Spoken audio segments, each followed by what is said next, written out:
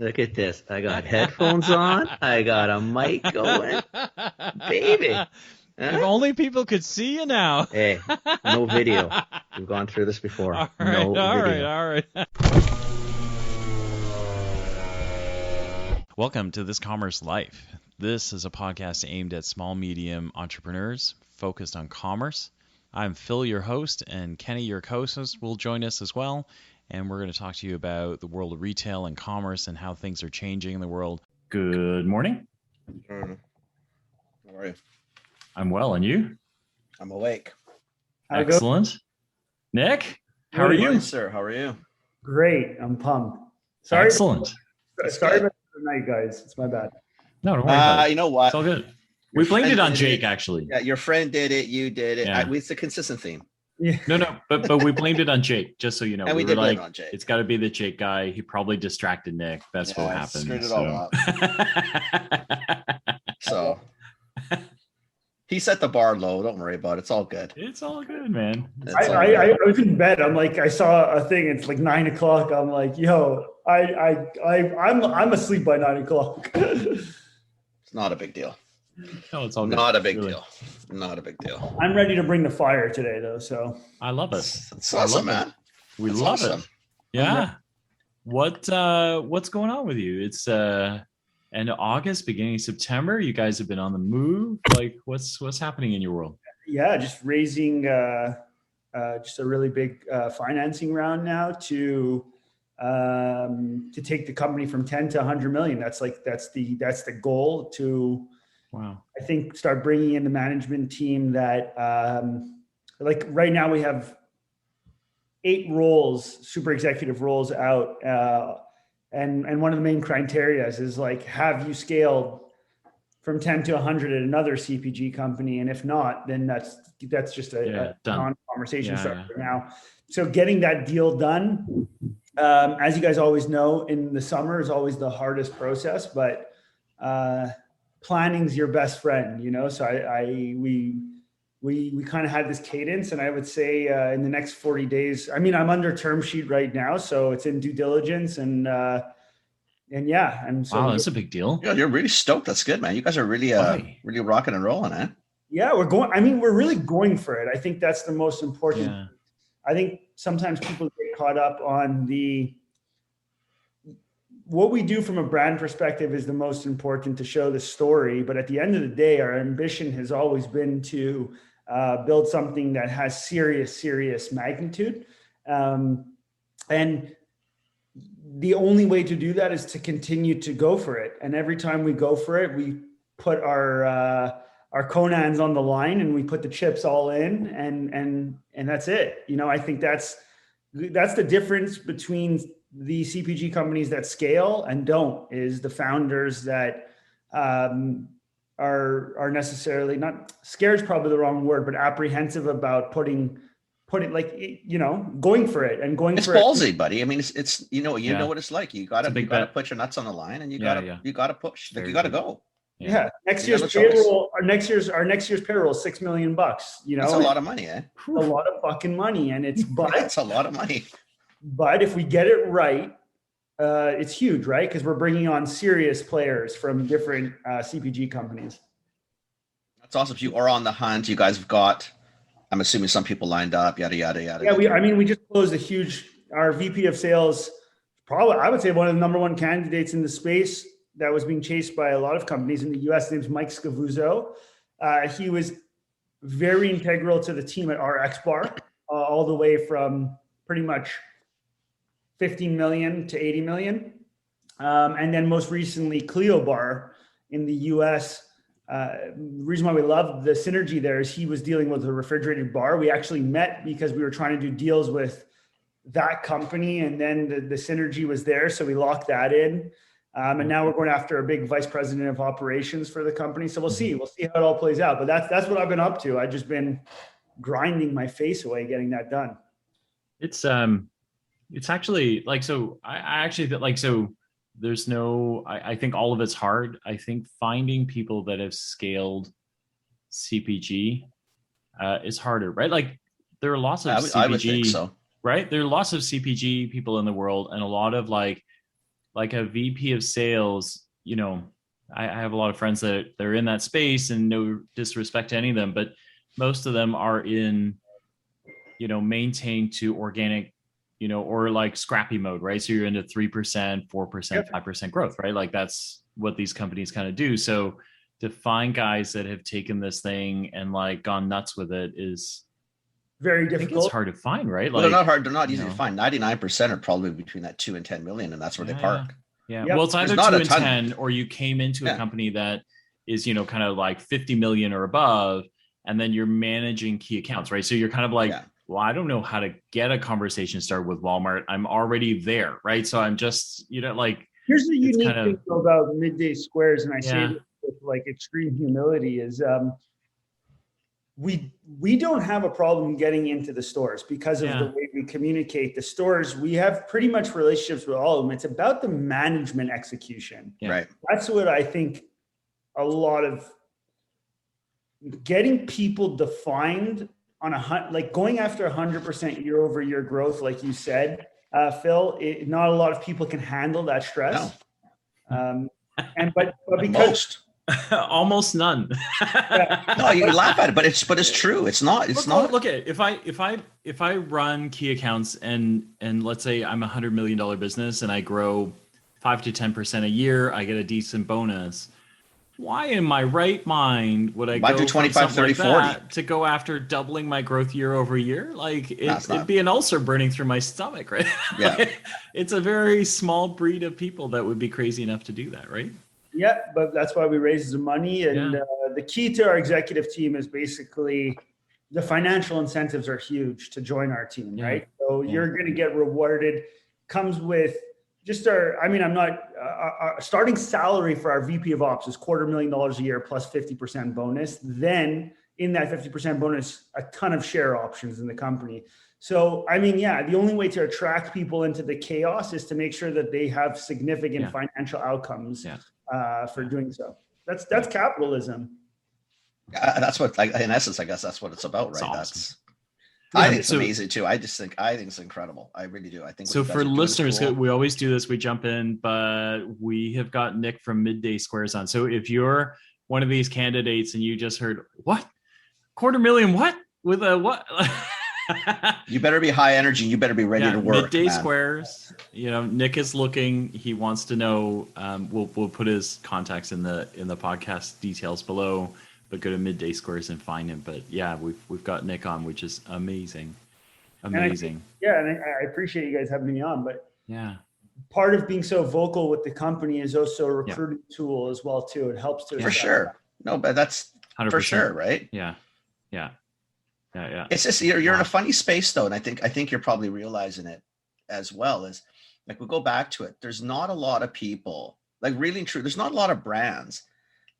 Standalone brands that aren't owned by a craft or whomever that are sitting, in the numbers that you sort of are looking for in terms of what they did, where they came from. There's not. I know people think they go to the store. They go to the store. There's 8 companies that own that. Yeah, I know. Most of it's Nestle, Unilever, Procter. Yep. There's not a lot of companies in the store. There's very few companies in that store. And then to have you guys be able to niche us, you're already in a niche spot. And then to be a small brand and poke and poke and poke. I think one of the things that has always been to our advantage is how small people think the opportunity is potentially when you look at it. Midday Squares from the outside looks like a niche product, but it's really not. It sits at the just to give you an idea of why I think investors are so excited about it, why we're so excited about it, why we've always been so excited about it. The snacking market alone is $22 billion in North America. Mm-hmm. And then you add on chocolate, globally is $142 billion. And we're at the epicenter of those two areas. We're going for it. We're a chocolate company. I think like Reed Hastings from Netflix always did a good job about it, is people like to put us in the category of like a protein bar or that stuff. And I don't mind it because it's very similar to Netflix prior to 2013. And nobody thought Netflix was going to be a competitor to HBO or any of these, or Disney. And then one day to the next, it's like, oh, wow, they're not a streaming facility only. They're actually a media house. They're actually producing content now. Well, they do shit, right? They're not just taking stuff and throwing it online. They're making stuff to throw online. Correct. And cool stuff and stuff we hadn't done. You know, like we had miniseries, but not miniseries on miniseries. Come on, they've changed the face of how we didn't have movies every 15 minutes. Look at everybody's Some doing not TV great, different now, right? Like everybody's doing episodic different, right? Like, you know, it's. And to your guys' point, I mean, I remember when I first met Jake, there wasn't anything in the space you were going into. Like you were going into a very complicated set. Refrigeration in traditional grocery was owned by a certain group of buyers. Still is. It wasn't. Yeah, I could give you stories on the mafias we deal with. In those you don't have to. You don't have. Trust me. We're both. We've been in retail way too long. Well, really shitty. And you live in Montreal, so on top of that, and we'll end it there because listen, we're not hard to find. No. We don't. But you know what I mean? Like it's a very complicated set because it is controlled, literally, like you said, like by a mini cartel. You cannot get in. So when he first told me, I thought, Jesus Christ, guys, you guys are really, you know, like you're really trying to. You're going after. You're trying to find a spot that's interesting on a good day. Yeah. Right. But here's the pitch I think I would give to you that I would give to the same investors is in trying, I'm turning 33, and I've literally, guys, no joke, have been hammering entrepreneurship since 16 years old, like trying my face off on everything, you name it. And what I've realized is that the only way to go after massive outcomes is to completely go against the grain. Absolutely. You have to choose a market that has huge tailwinds. And this is, I was just speaking to other food entrepreneurs last week, and they asked me, you know, what's too niche or not niche? And I don't like being prescriptive I can only say what's happened to me in my life. And what I know is every time I've gone after niche markets that were small in market size, it's been inherently more difficult than to execute in super saturated, massive markets. Now, the thing with the saturated market is by default, it's usually saturated because people stop innovating and they bring together just Me Too product after Me Too product. And so I think saturation kind of makes people not want to enter those spaces. Yeah. But the truth is, if you enter a saturated market with true innovation, wow, you'll crush it. The tailwinds are big. Yeah. So refrigerator, I can't even tell you how many data. I was just speaking with the CDPQ, which is the largest pension fund in Quebec, and they've got tons of data on this. The perimeters of grocery stores are where 90% of the revenue is being driven on the perimeter, you know? Right. And so we play in the perimeter. And one thing that's stuck in my mind for the last 5 months since I met her, I won't name her name, but she was with Mars Corporation for a long time. She said to me, Nick, if you guys, because everybody asks us, when are we going to go into shelf stable? It's like, if we go there, we play on Hershey's battlefield. We play on Mars's. That's their expertise. Right. Yeah. Their expertise is not short shelf. It is not refrigerated cold chain. So we invite them now to play on our battlefield. Or not. Or just stay in. Or just stay over there. It's cool. Or like you said, if you really want to be viewed as a power bar, or, you know, well, not power bars, the brand, but let's pretend that we'll call them generically power bars. If you want to do that, then you should go the other way. If you want to be viewed as a Reese's peanut butter cup, you should go the other way. Yeah. Do you want to do that? Not likely.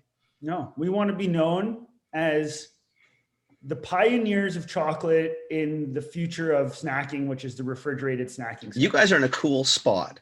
Yeah. I just remember meeting him at the coffee bar and thinking, one, because of the energy he had, and then we, start following. Like, okay, you guys are going to kill it, right? Because you're going to have to drive. You're going to have a little bit of a tough time because the set you're going into is a pain in the ass. It's run by people that have been around way too long, right? Unless you had shit tons of money, or we had to fit the set. Yep. Right. Buyers are lazy, inherently lazy. I mean, we both were buyers. We came from this world, right? To do something different, to try something different. to bust out a little bit. It's like you guys reinvented the planet. But for refrigerated buyers, you reinvented the planet. Yeah. Right? You did. I mean, and it's so stupid. It's a nothing, but it's such a cool spot and such a cool play. Like such a cool play. And I think if we're correct, we will be rewarded. And that's been the pitch to investors this whole time. 100%. Yeah. Midday Squares is the largest asymmetric bet I think anybody can make at this point in time. We have the same downside as our peers, but I believe our upside's way bigger than our peers if we're right on our thesis. Oh, I think you're totally that way. Your large competitors cannot do this, my friend. They're incapable. First off, they're typically incapable of thought. They're incapable of innovation. Innovation to most of these people means you add an extra bar to the package. You change a flavor. I mean, that's not it. But again, just, they're not gold that way, right? Like that's the thing. It's the same thing that keeps these guys from being candidates for working for you, right? Is if you work for that company, your goal to maintain shelf space, hold keep your market share, maintain hold your that steady growth, don't lose anything. Yeah. It's not about winning. Yeah, it's not about gaining. Steady, right? Don't slow lose. And steady. Yeah. Let's maintain. Yeah. It's mentality is when you watch you guys aren't talking about maintaining or like you guys want to explode. That's not CPG in general. We want, I don't know how else to say this. We want to be number one. That's it. That's awesome, man. It's always been that. I don't want to sell to another company. I want to die knowing that we built, Nike. Like that's how I want to go out on this planet. Like I don't know how else to say it. It's awesome. Yeah, don't talk about dying yet. You got lots of time. No, but if you start going, we're both in big trouble. Like we're way ahead of you. So easy there, cowboy. No, but I totally get you. I understand. Where this comes from, and I think this is like a super intimate conversation that allows your listener or anybody getting to know who I am for the first time is my drives. My dad died on me mid-conversation when I was 10 years old. He had a massive heart attack while we were driving.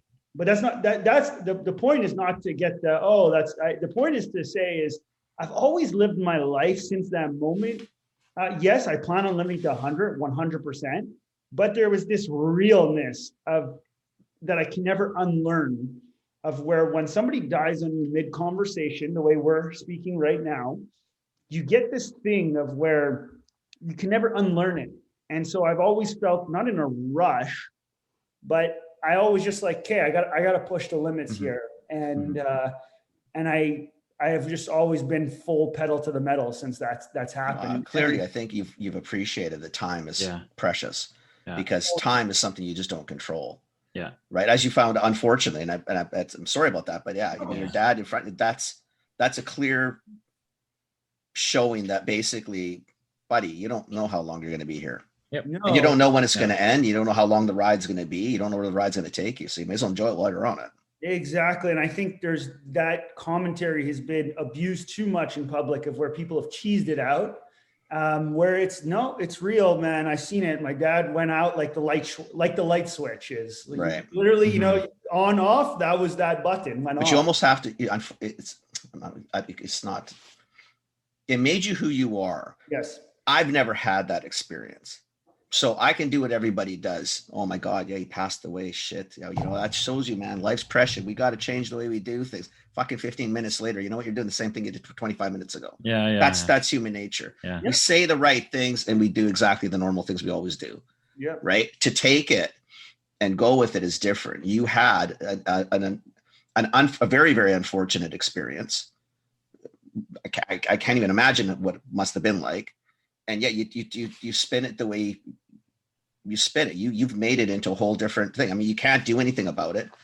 It's made you who you are, though. Anything about it other than fucking. It's where I get my drive from. Well, I was gonna say it probably it fuels the internal furnace to do whatever. No, you could have gone the other way as well. Yeah. You could have clammed up and you could have shelled in.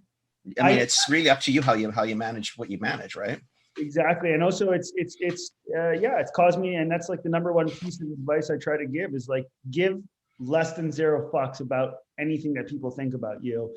And the second you start to live for yourself, you unlock magic, man. And that's what that 20 years, I always tell people like Midday Squares is a project that came because of just a bunch of left and right turns that I needed to make in my life that got me to where this moment where I was like, okay, I've made enough mistakes now to know exactly what I'm interested in. And then I found two incredible partners that were able to sync up with me and each bring a completely different superpower. I was going to ask you about that. So how did you meet the fam that one turned into your fam?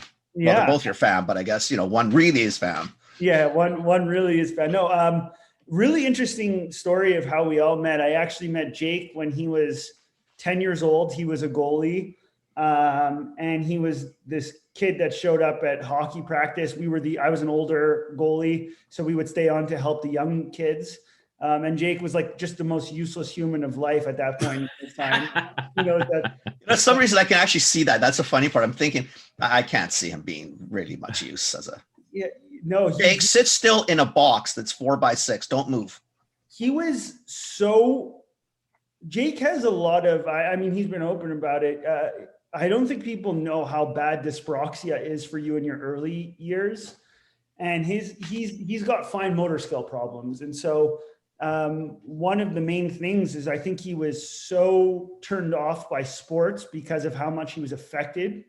And so he didn't want to be there at that age. I think kids, when they realize they're not excelling like their peers, they kind of either shy away. And I think his mom was bringing him, but we can get back to how he found his stride in his 20s. But so I met him early. I got to know my mother-in-law. At this point, we had no idea what life would take to us. Then I was dating a girl who was friends with Les, and Les was dating my friend. And so we thought it would be cool when we were that age, we all would hang together. And that's when I met Les. And what always attracted me to her, and I never in my life would have thought that I would marry this girl at that point. It was just like, she was a big dreamer in a way that really aroused me from a mental state that I hadn't had anybody in my life that was dreaming like I was dreaming. And so we instantly connected there. And then from basically 15 to 23, we didn't hang a lot, but we were very close. We would always talk ideas together.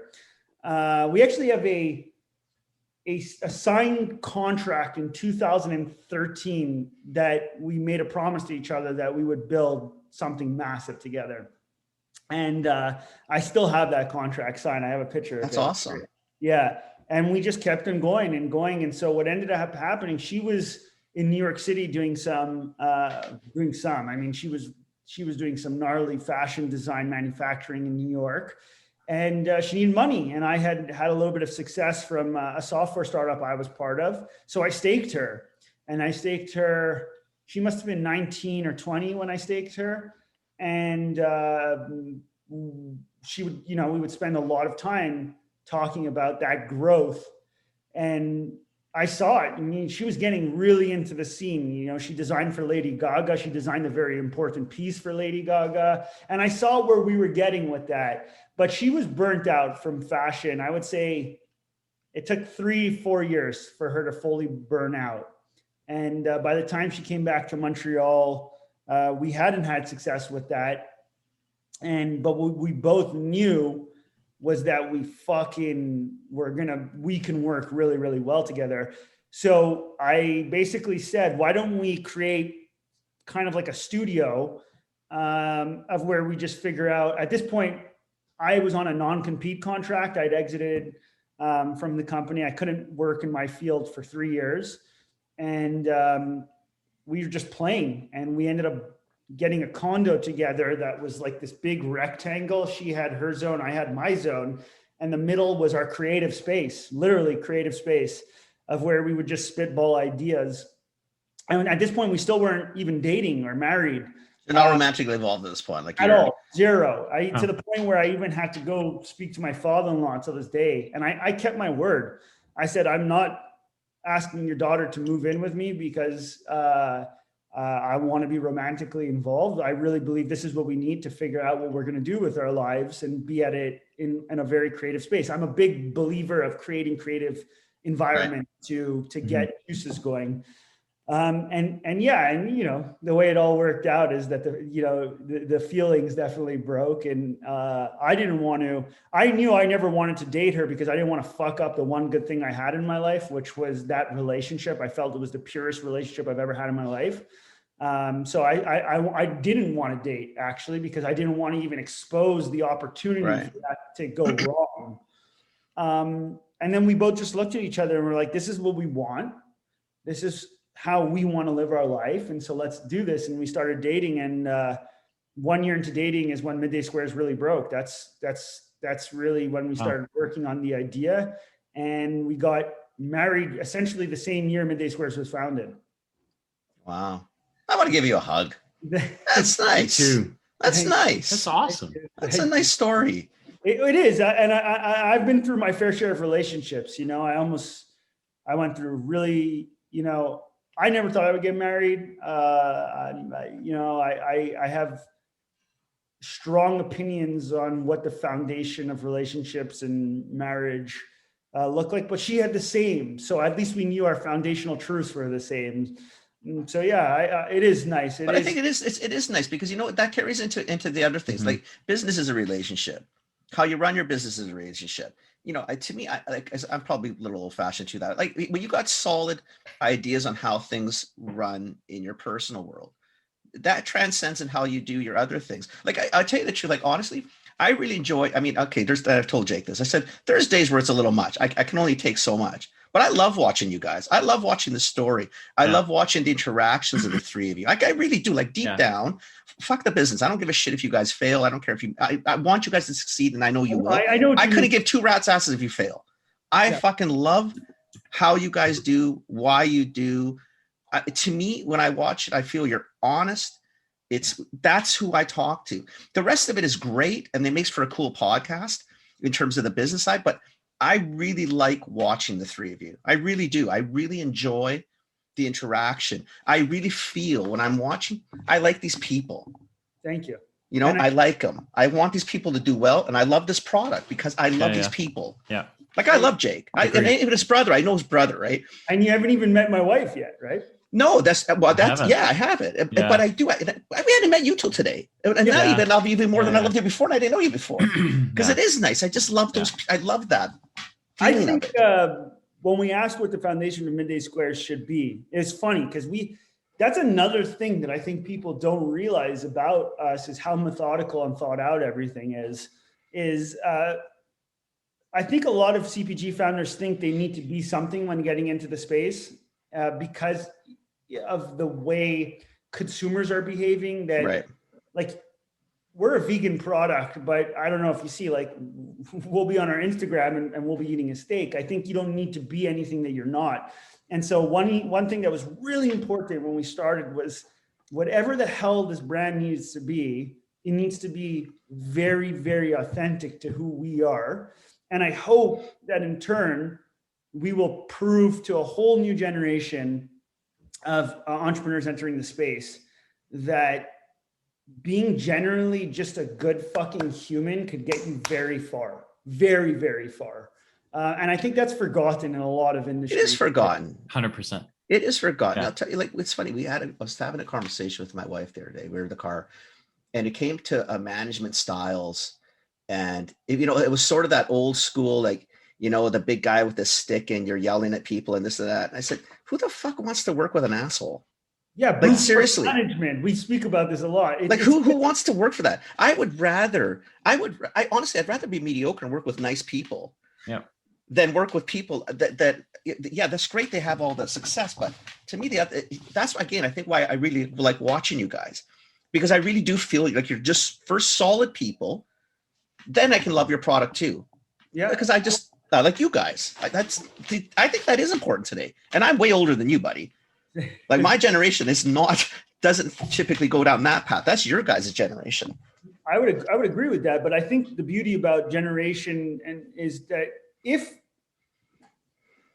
we are doing right by evolution, every generation should get get better. Yep. Yeah, absolutely. Agree. I'm on a family retreat right now where it's my mom's here, my brother, my sister, all my nieces, nephews. We spent the weekend together. Nice. And we were just talking about like Yeah, it makes sense that we're seeing life differently than my mom saw life, and our kids are going to see it differently because we're exposed to new information, we're exposed to new ideas. That's the beauty about being human. That's what it should be about. Ask your mom, because I tell you, like I was a very different person when I was in my 20s, right? Obviously, as you grow, your kids will change you.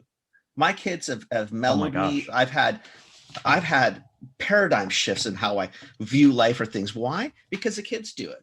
And you look at their age group and they think differently. You guys, when I talk to Jake, it's the same thing. It's a very different. It's like talking to my kids, right? Yeah. It's the cool shit that we get to learn from what you guys are doing. And then you're going to pass this on, and your kids are going to scare the shit out of you because they're going to teach you a ton of things.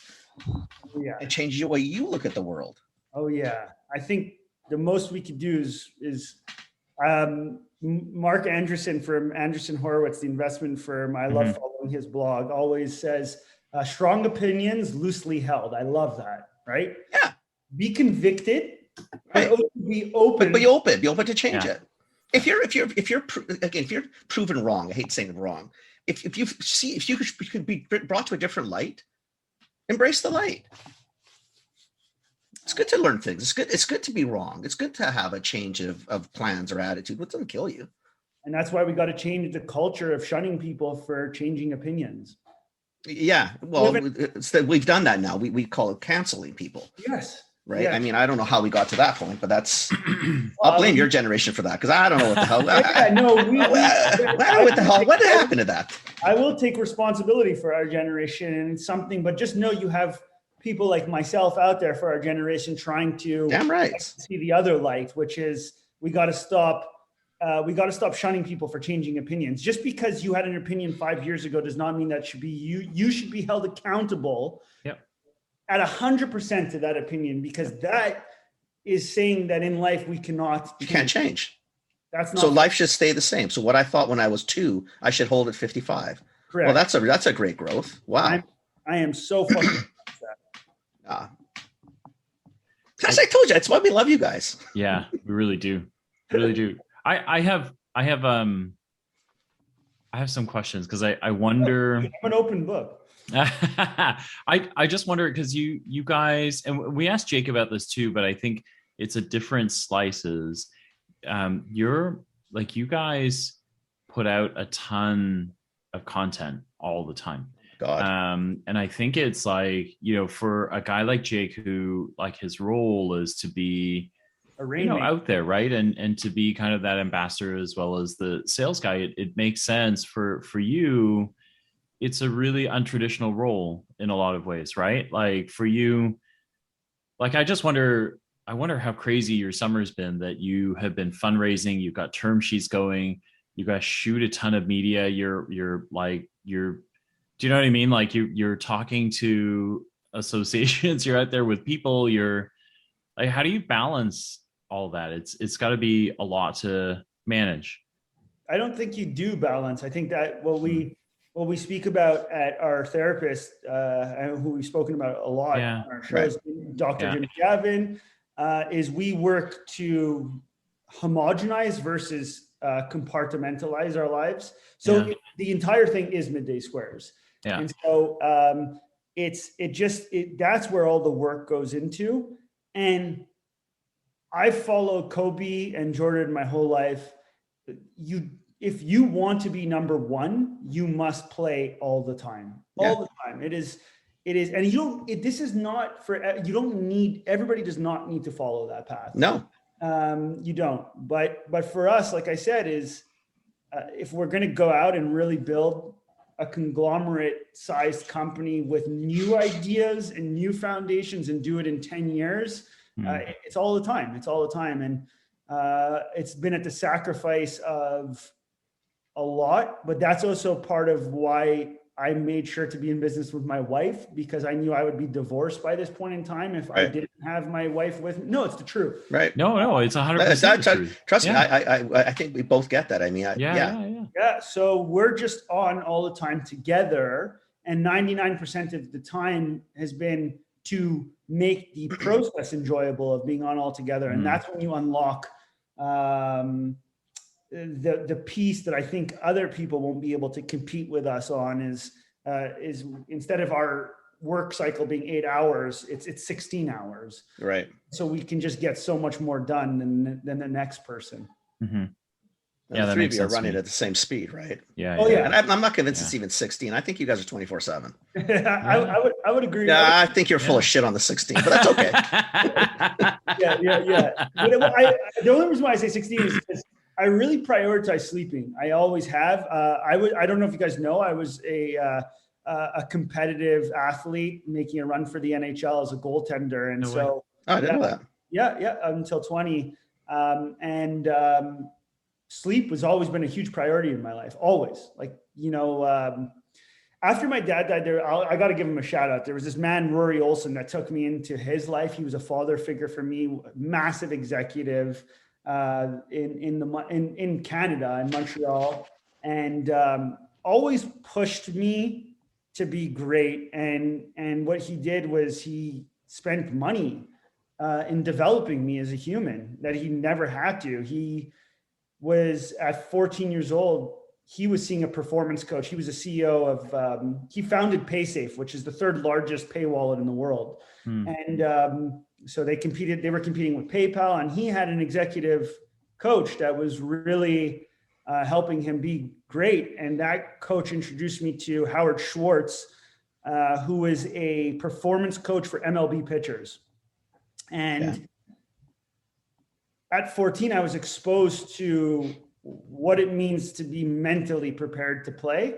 And part of that was a 360 approach, is that if I was balanced in mind, health, and athleticism, that I would be my best self when I played the game.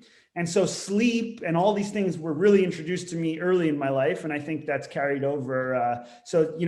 It probably is more than 16 hours, but guys, I really mean it when I say I'm dead asleep by 10. I'm out cold. Awesome. That's good though. I mean, again, for a person that you view that probably doesn't look like he has routines, you obviously do. Your sleep is definitively routine, important. And that's important though.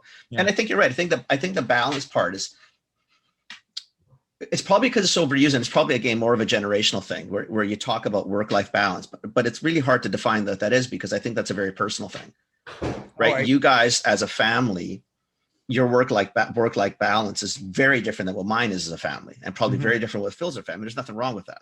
Yeah. Whatever works for you is a fingerprint. It's like you just, in whatever thing you're tackling, you have to just ask yourself, what do I need to do in order to be successful in this endeavor? And that's it. And every human comes to their own conclusions. Exactly.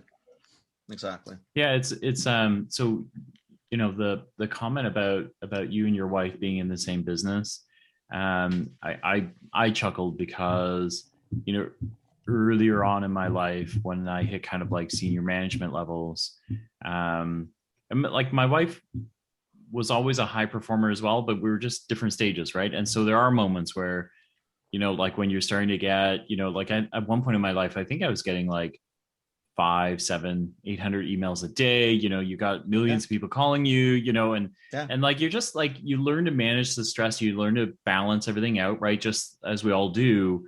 But she wasn't there at the same time, right? Yeah. And so there is kind of this push and pull, right? Because she's like,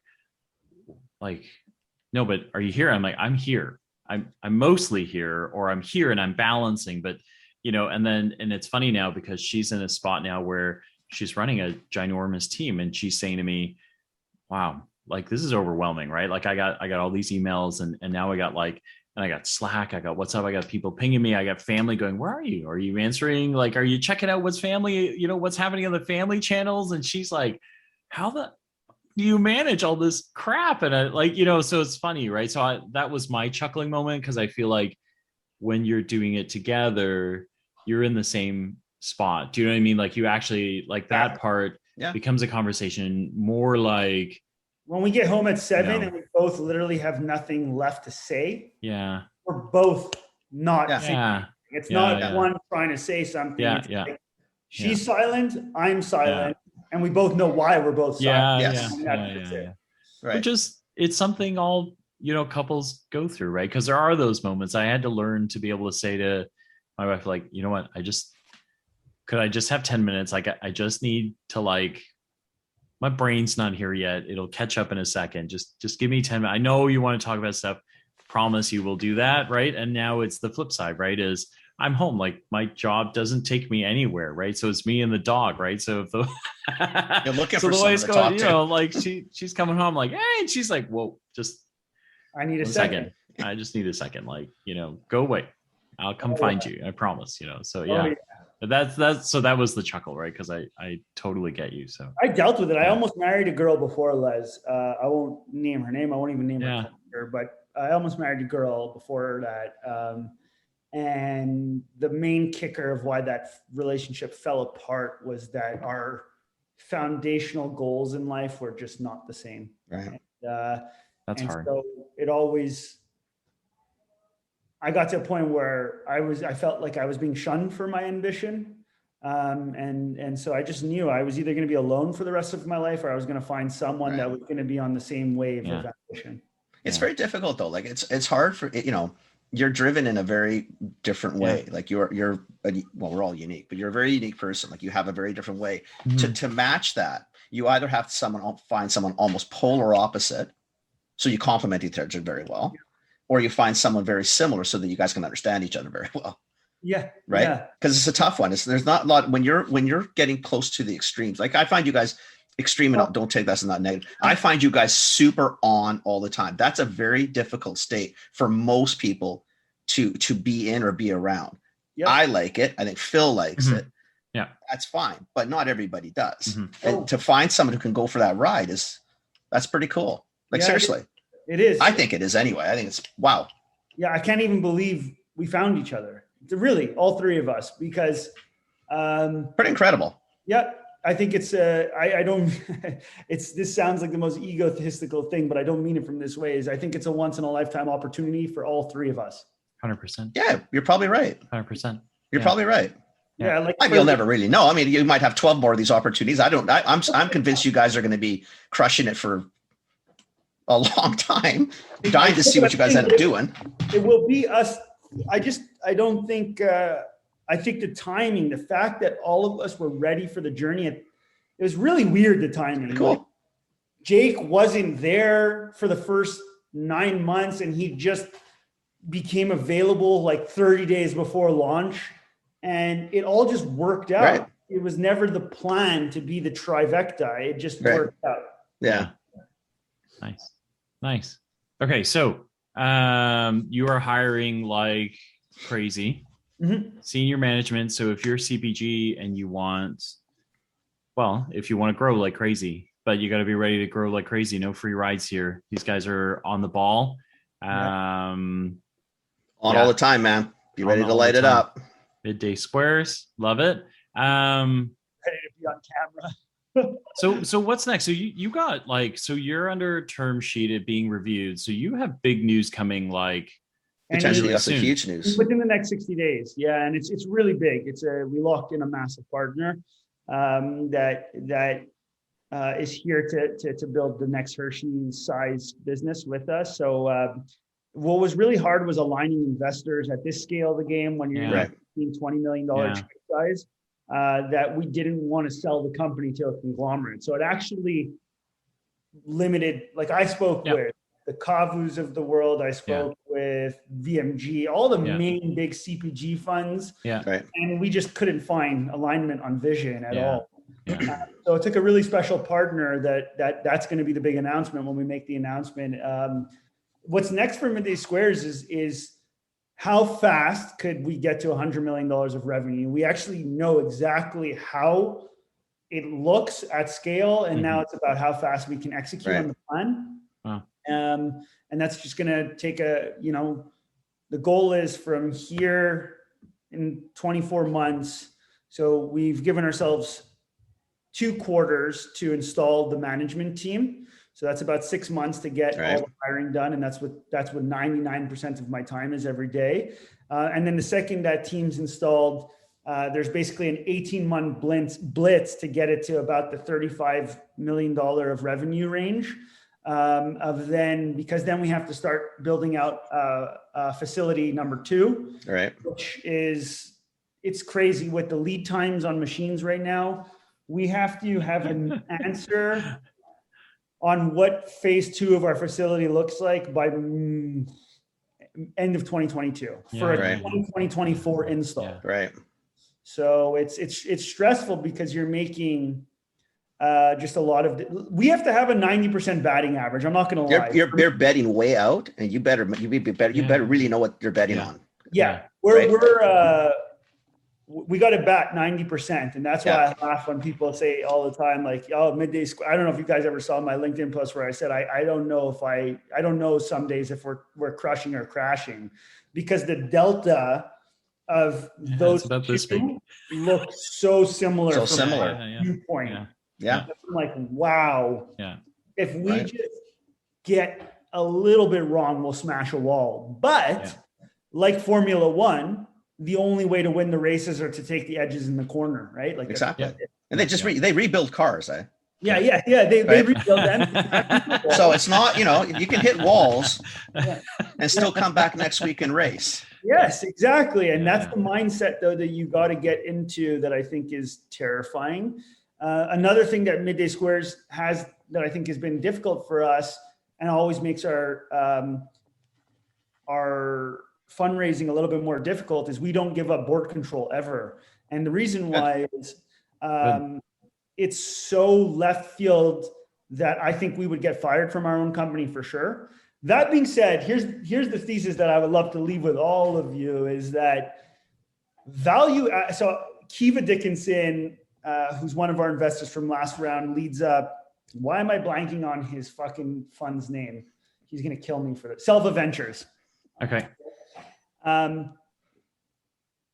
We're seeing valuations go all over the place in CPG right now. But I told him, I said, you got something coming for you guys, because Midday Squares will set a new precedent of what it means to push valuations, in the fact that if you look at tech, all of the companies that have scaled are still founder controller led.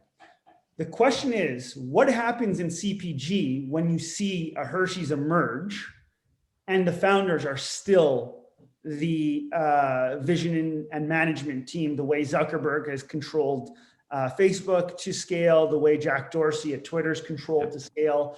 To date, the typical playbook in CPG is to invest in companies. And right now they're underwriting deals of maximum $600 million outcomes. When I go look at like Saputo's market cap, which is $15 billion, and we're preparing ourselves to take the company public on the TSX at the end of next year, and we continue to push that chasm, all of a sudden the deals that are being underwritten start to have a new maximum threshold, because hopefully we're going to prove a model of what happens when founders continue to control a board and scale. To date, all we know is scaling in CPG means getting to $100 million and selling it to Mondelez, Hershey's, or that is pretty much the plan for most people. That's the plan. Which really it's not conducive to anything really cool. If all you're looking to do is just, you could do that. It's your business. You could do whatever you want. Yeah. But if your whole game is just to get in and get out, that plays differently than wanting to get in and we don't know where it goes. But we don't know where this goes. I don't know where this goes. What I can fucking tell you though, is that if we get there, it's going to be crazy, because you're going to have our same minds that you guys love today. Now with a company that's producing $20 million of excess cash flow. Do you know what our marketing campaigns are going to look like at that stage? Like people, we're doing what we're doing now with no fucking budget. Yeah, shoestrings. Yeah. Can you imagine if you got actually cash in your hand to go mental? Oh my God. Like I think it's going to make what, and that's not our playbook, but I think it's going to make what Red Bull has done look comical in certain areas because of how much fun we're going to have with it. Yeah, I think that's amazing. I do think though that at 100 million, I think part of the problem is when you hit 100 million, you are playing, no matter whether you want to or not, you start to play into kind of that top 8 that we kind of talk about, right? up until 100, that's not to say that you can't play with them or that you don't. It's just at 100 is when you really start. Like you look at Dollar Shave Club or Harry's, those guys, like all of them hit 100 million, and then they can't. They almost can't crack some of those ceilings, right? Like I have a big rebuttal to that one. They all sold control to bigger companies prior. I mean, well, I think they were done before they got there. Before the sale, they were already sold in essence. And I think that's the thing is so it's almost like keeping yourself. I think your point about the founder-led founder controlled board is so important, because we have no idea. We have no idea what happens after 100 million. I'm trying to think. By then it's a done deal, right? So you've already folded into the top 8, right? So it's like, At one point in time, there was a founder at Hershey's. At one point in time, there was a founder at Mars. We haven't seen founder-led monster CPG for 80 years. What happens when you have a founder-led? And to your point, what will be dangerous about Midday Squares is that we understand manufacturing. So when people ask us, well, what's the innovation pipeline look like? We can't keep up with what we want to do. What we have to actually do is stay so focused. Just control, stay on. And so let me ask you something. So now, without telling the trade secrets, so what is next? Is there something new coming in the next 6, 8, 12 months that you can share? That you don't have to, right? Obviously. We have 2 very strong flavors in this pipeline. You will not see anything different than Midday Squares as a product line up until, because the clarity of 100 million of revenue is so clear. The current product line will be the product line till 100 with 2 more flavors. Okay. When those 2 flavors get released, will probably not be in 2022, because we're taking 2022 to install the growth team to be able to actually handle. I think we've taken a lot of advice from both succeeded scaled founders and failed scaled founders. And one of the commonalities of speaking with both those groups is the inflection point is now for us, usually at that $10 million marker, where in order to accelerate through innovative SKUs, you have to have that foundation in place. So we were originally supposed to launch the new flavor September, literally this September, and we scrapped it. We just pushed it 10 months out to get through this piece completely. So I would say what's next for Midday Squares is 2 flavors, 2 really, really strong flavors that I would say play on the same thesis as our peanut butter flavor, and then mass distribution in North America. Awesome. Yeah, you're a treat. Awesome. It's cool. We look forward to the announcement. We can't wait. Can't wait to see what comes next. Can't wait to see where you go. I can't wait to taste the peanut butter. I've already ordered it. My son's allergic to peanuts, but now he's out of the house. So peanuts are back in the house. Yeah, peanuts are back in the house, right? So this way I keep him out of the house, and then I also get to eat peanuts. So I can't wait. It would be exciting. Yeah, and then gaining an expertise. It was funny, in our last board call, I finished it and I just said, guys, we're getting pretty fucking good at manufacturing. Like and that's a really fun place to be. Damn right, it's a fun place to be. Where's the fun happen? You don't want to be on the other side of that if you. No, but the fun happens in the kitchens. The fun happens in the lines, right? That's where the cool shit happens. Well, that's where your ideas get born. Once they're born, you're raising the kids, which is fun too, but it's a different fun. Yeah, it's a different kind of fun, and I think the thing that never gets old for me every single day is I always have this moment during the day, and it's by myself. There's 2 windows into the manufacturing section of our business.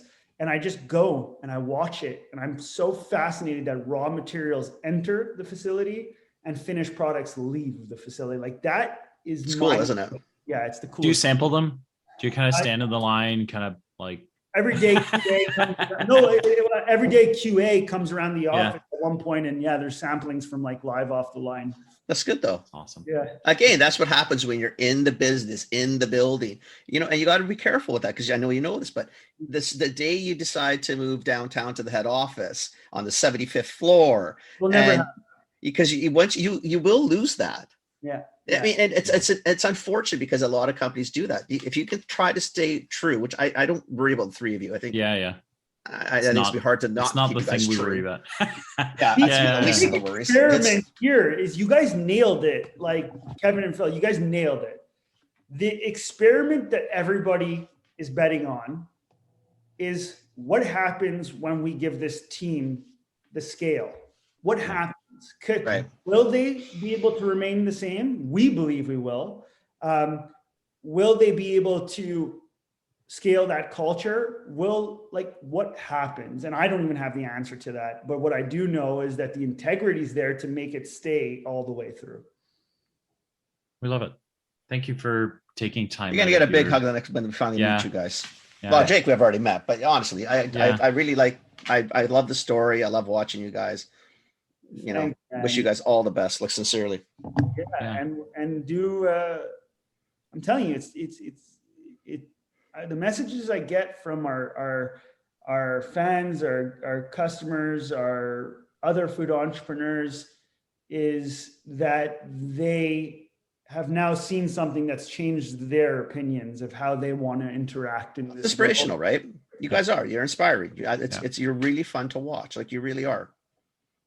And whether you're on the show or not, if I didn't feel that, I wouldn't tell you that. Yeah, no, I know. I don't get any points in life for saying it. So I do. I find it very inspiring. Very cool to watch. Thanks, man. Yeah. So we're just getting started. Light it up, buddy boy. Can't wait. Nick, thanks for joining us. Oh, dude. We hope you have a wonderful weekend. Yeah, we'll catch up with you hopefully in the new year. I'd like to see how this next round goes. And now that I know you guys are interested, as soon as if we go off air, I'll tell you who I think it is. You guys, if we could stop recording, I'll shut the recording down anytime. 1 second.